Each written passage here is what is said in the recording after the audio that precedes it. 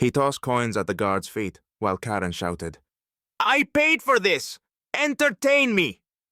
But when the guard stepped forward, their arrogance turned to icy dread. What happened next was a lesson they would never forget. The Tower of London gleamed in the morning sunlight, like an ancient crown that never loses its luster, a timeless symbol of history and tradition. Under its walls, a guardsman stood in his usual spot, a tall, unyielding figure in a scarlet uniform and a bearskin hat, a sentinel upholding tradition. His eyes were fixed ahead, his face as expressionless as a stone sculpture.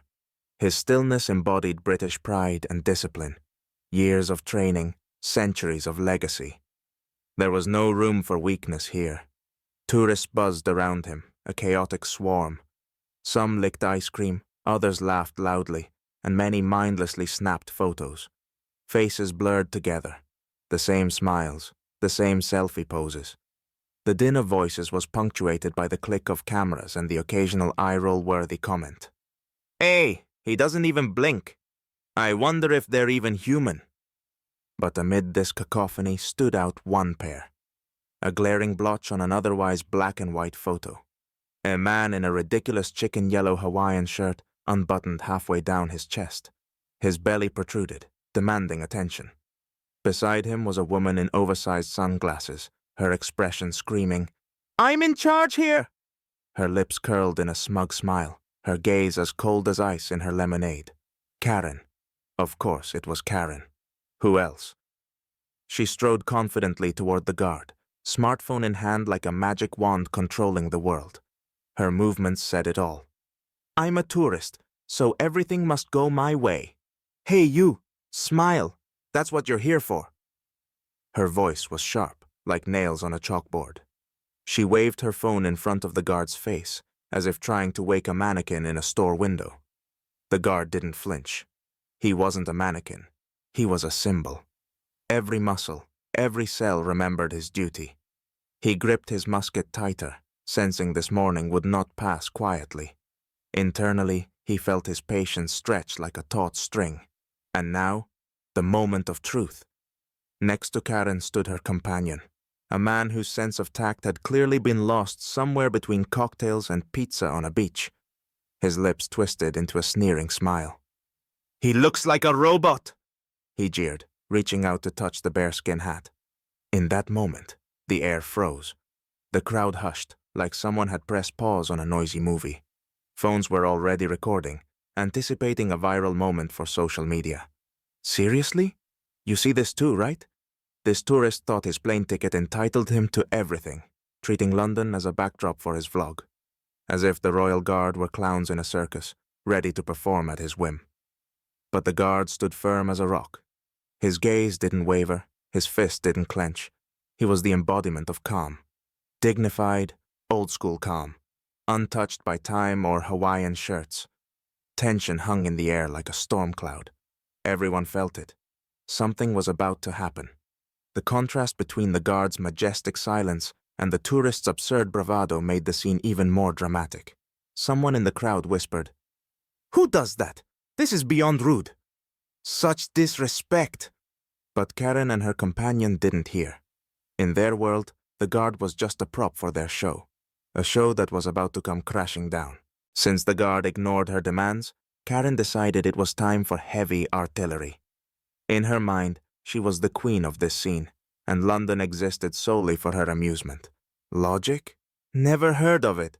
She stepped closer, nearly touching the guard's uniform. Her voice dripped with arrogance. "I'm a tourist! I paid for this show! Entertain me!" The crowd stirred. Some snickered, endorsing her ridiculous bravado. Others looked away, embarrassed.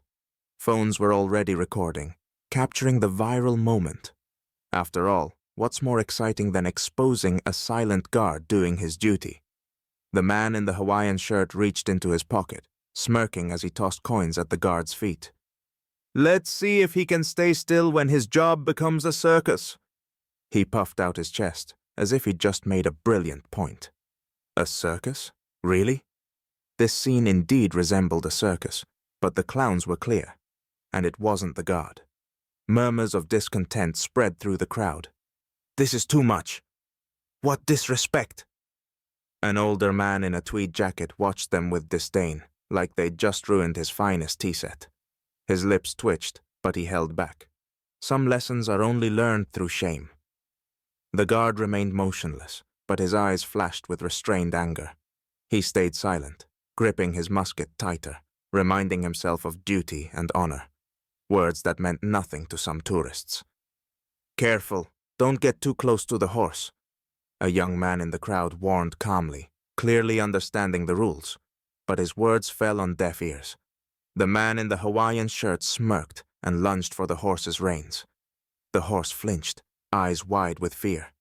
Its anxious whinny pierced the air. The tension peaked. Someone gasped, pulling a child back. "Here we go!" Horses are patient, but even they have limits. The guard, like a statue come to life, moved to shield the horse. His motion was swift and graceful. A blade's arc. His stance said it all. "You've crossed the line." The crowd held its breath. Phones kept recording, but now they captured not a cheap stunt, but a fight for respect. And it was clear. Against the symbol of tradition, foolishness was bound to lose. The horse jerked, its ears flattened against its head, eyes flashing with panic. Its anxious whinny sliced through the air like a warning. The tension snapped. The guardsman, wound tight like a spring, finally released his restraint. In one sharp, controlled motion, he stepped forward, shielding the horse with his body. "Step back, now." His voice was cold, metallic, like a finely honed blade. These weren't shouted words or a show of aggression. They were a command, instinctively obeyed, though few understood why. The crowd gasped. Mouths hung open, a phone clattered to the ground, its camera still recording. In that moment, the stoic stone turned into a steel shield. It was both awe-inspiring and terrifying. The man in the Hawaiian shirt paled, as if someone flipped a switch. His smugness evaporated like morning mist over the Thames. His hand jerked back, like a child caught stealing cookies. You threatening me?" he stammered, his voice trembling. He stumbled backward, his bravado deflating like a punctured balloon. "Of course, he's threatening you. You toyed with a symbol of centuries-old heritage. Did you really expect no reaction?" Even the most tolerant onlookers silently thought, "Finally!" But the guardsman didn't even look at him. He stood firm, his focus elsewhere. Behind the tourist, a small boy clung to his mother, eyes wide with fear. He had stumbled into this chaos by accident, but his terror was real. The guardsman turned to the boy and gave a calm, reassuring nod, his eyes saying, "It's all right. I'm here to protect you." Something clicked in the crowd, as if everyone suddenly remembered what honor was and why it mattered. A man's voice rang out, clear and firm. "That's honor, not this cheap circus show." The words were a stone thrown into still water, sending ripples of outrage through the crowd. The murmurs turned to a hum of disapproval, not aimed at the guardsman, but at Karen and her companion. "Get out of here!" someone shouted from the back. "Shame!" another voice added. Karen, who moments ago wore the face of victory, now looked as if she stood naked in a snowstorm. Her eyes darted around, seeking support, but found only disdainful glares and recording phones. This was not the show she'd planned. The smartphones were merciless. They captured every second of her pride crumbling, her arrogance turning to humiliation. She was now the star, but of a scandal spreading like wildfire across the internet. The man in the Hawaiian shirt muttered something in his defense, but his words drowned in the crowd's noise. His shoulders slumped, his gaze dropped to the pavement. He realized he wasn't the hero of this story. He was the punchline of a bad joke. The guardsman returned to his post, his movements precise and unbothered. He stood still once more, as if nothing had happened. But now, his figure seemed even grander. He hadn't just held his ground.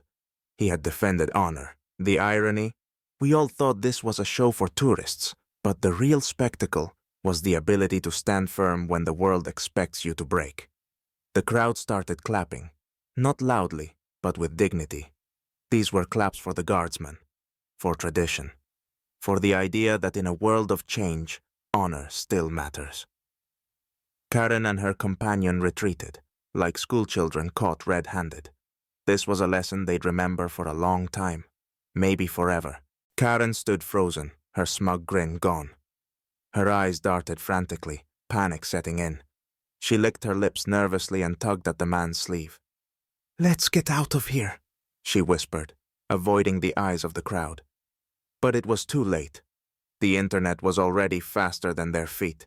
Smartphones pointed at them like judges delivering a unanimous verdict, guilty of stupidity and disrespect.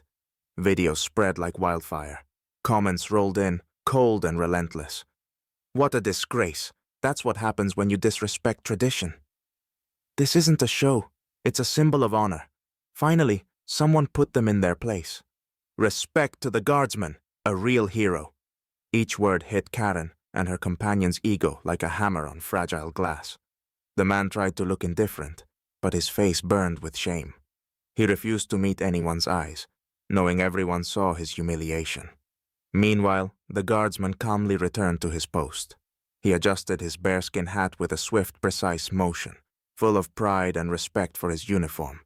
His eyes held no anger, no satisfaction, just duty. He was again a still figure, guarding not just the palace, but the timeless principles behind it. And it was beautiful. The crowd exhaled. Some clapped quietly, others simply stood in respectful silence. Grown men clenched their fists in frustration at the injustice, while a woman whispered, "That's true courage." Karen hurried away, her steps quick and shaky. Her companion shuffled after her, like a puppy who lost his toy. They were no longer the center of attention, just a pair of fools captured on video, their shame preserved forever. Internet infamy was not the souvenir they planned to take home. The lesson? Respect can't be bought. It must be earned. Those who understood this watched the guardsmen with admiration. Their eyes said, "Thank you for reminding us what honor means." And the guardsman? He simply did his duty, calmly, stoically. And that was the most powerful answer to their petty provocation. Tourists come and go. Their antics flare up and fade away. But honor remains.